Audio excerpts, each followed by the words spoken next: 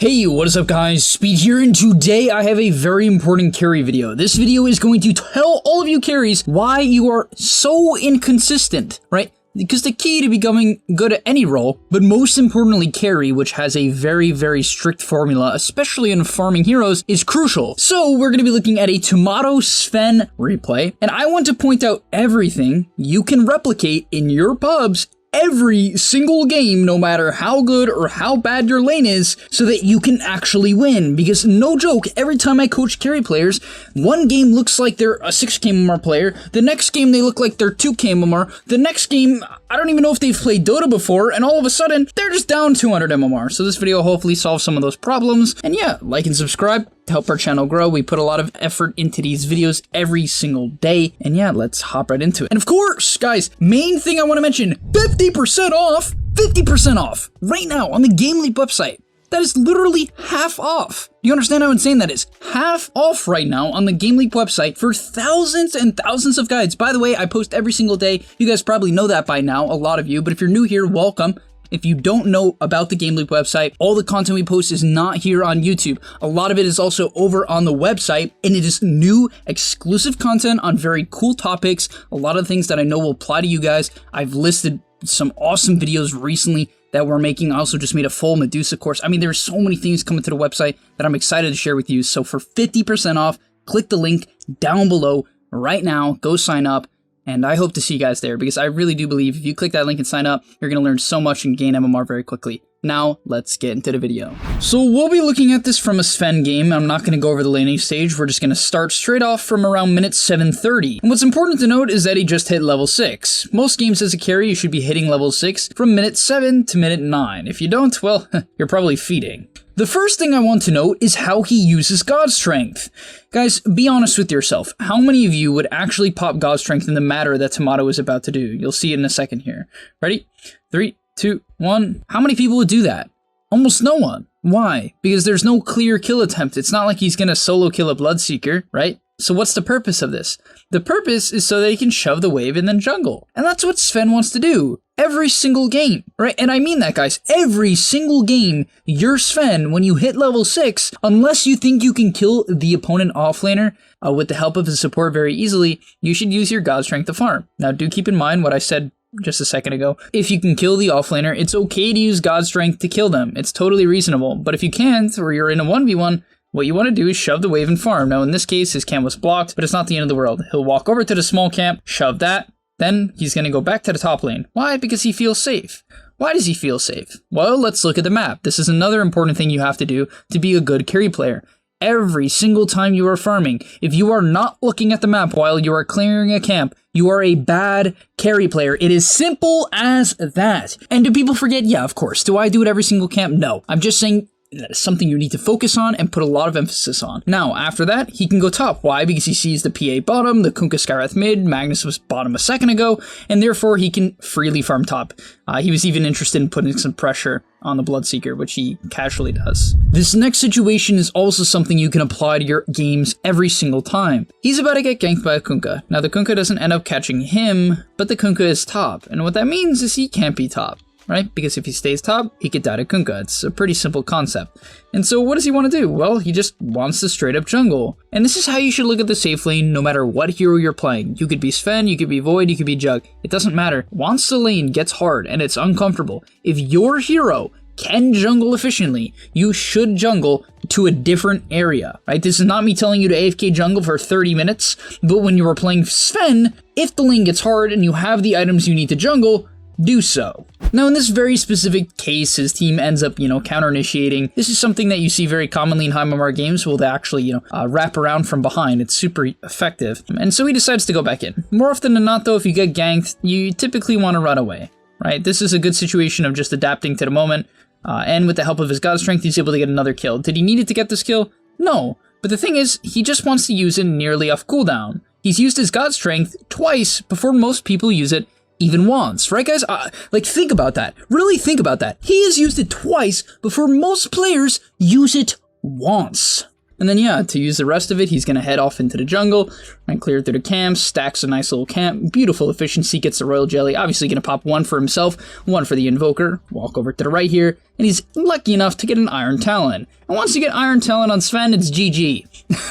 I honestly kind of mean that. I feel like if you get Iron Talon on Sven and lose, I don't know, there's something wrong with you. But what I love here is that he doesn't get greedy. And this is the important thing to be a consistent carry. You have to understand your spikes. So currently he has no God Strength, and he has a Mask of Madness and Iron Talon. What should that tell you? Even if he had God Strength, it should tell you that I need to farm, because these are my items. I have a Mask of Madness and Iron Talon. I farm faster than any other hero in Dota, essentially, besides like Alk. And in that case, you know, maybe a lot of players would be like, oh, I should push in mid here. I should go farm the lane, like I hear in all the videos. And yeah, that can be true on certain heroes. Maybe you're playing Mani-Mage and you barely can take the Ancients. Okay, fine, you need to go mid then, but when you're playing a Flash farmer like Lycan or Sven, or Naga or Terrorblade, you want to go to the triangle, right? You want to amp your farm with Ancients, right? He's able to stack with the Iron Talon one more time. In this case, this is a very nice efficiency play for everyone watching. Let's talk about it. Why doesn't he kill the Ancients first? Well, his God Strength is coming up in 11 seconds, and therefore he's going to take it second. It's a really good heads-up play on his part. Sometimes people just forget to do these little things, and of course they add up. The next thing that Tomato does very well that you guys can do as well is draw lines on the map.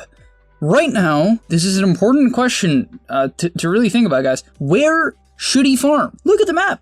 It's not too obvious, is it? Right? I wouldn't know where to farm. It's very awkward. His ET's bottom, the Ench pushed in top, the Invoker's farming mid. This seems dangerous. He cleared out the tri-camp. What does he do? Does he go back into his own jungle? No. Because that would push him very far away from any lane, and it would also put him far away from the triangle, which he does not want to be. And so instead, he draws a line on the map. This is crucial because now, instead of having to go deep into his jungle by a bunch of like medium and small camps, which are terrible right up here, he can shift to bottom, and now he can actually get useful farm, and in fact, he can get a couple kills just with a bit of basic communication and a line on the minimap. Now, in your pub, will the mid laner go as fast? Are they gunner? Yeah, maybe your mid laner isn't gunner, but the point is, they will react if you ask them. If you draw lines and ask people to come, and you're not feeding, or you're not toxic, more often than not, they'll come. And yeah, because of this play, he farms a full creep wave, his team is able to get a kill onto the Bloodseeker, and eventually the Kunkka as well. Obviously, he's gonna get the tower on top of that.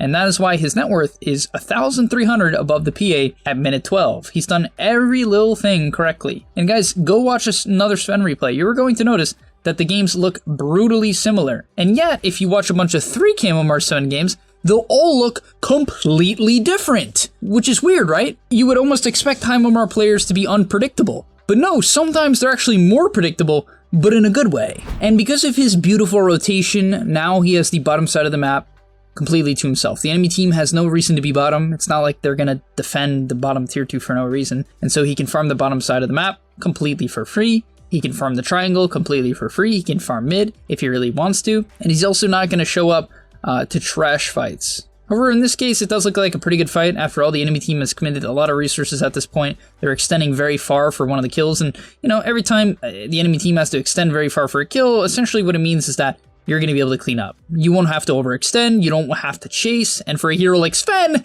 that's everything. Not having to chase in a fight, and rather being able to flank, is going to determine whether or not you have impact in early game fights. This next play is also a very important one. They just want to fight mid, he clears out this ancient camp. By the way, he's 3,000 net worth above. That is ridiculous. 10,000 net worth at minute 16. What is that, like 700 GPM?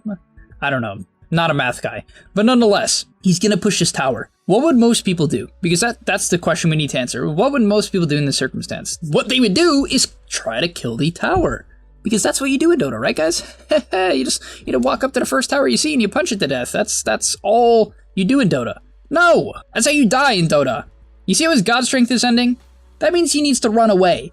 And yet, this sounds like such a simple concept, right? It's like, just don't fight when you have God Strength. That is literally the concept. And yet, the only way you get better in Dota is if you execute on this consistently, and you don't get baited by useless towers. This tower doesn't even do anything. The only thing it does is maybe give them slight roach control, right? That's it. That's literally it. And so instead, he backs into the jungle and starts to farm, which is such an important play, because if you look at the map here, I actually haven't looked. I bet that the enemy team was considering setting up on them top. Not for sure. Okay, they weren't, right? Not for sure. But what if they were? What if this is your typical 3 or 4 Camo Mars pub where they run at the first person they see? Then the Sven would die, right? He would die, and you don't want to take that chance. And so after clearing through the entirety of the jungle, he will now have his God Strength up, right? Very natural and clean rotation by Tomato, and he'll eventually be able to shift back towards his team only when he has God Strength, right? Right when he has God Strength, you could see that his positioning immediately shifts to going towards his team. Beautiful. However, it is important to note that you don't have to constantly force fights when you're ahead. And this is the last and final concept of the video. If you are ahead, please guys, for the sake of your MMR, for the sake of my sanity, stop feeling like every single time you have a slight net worth lead, you have to go fight.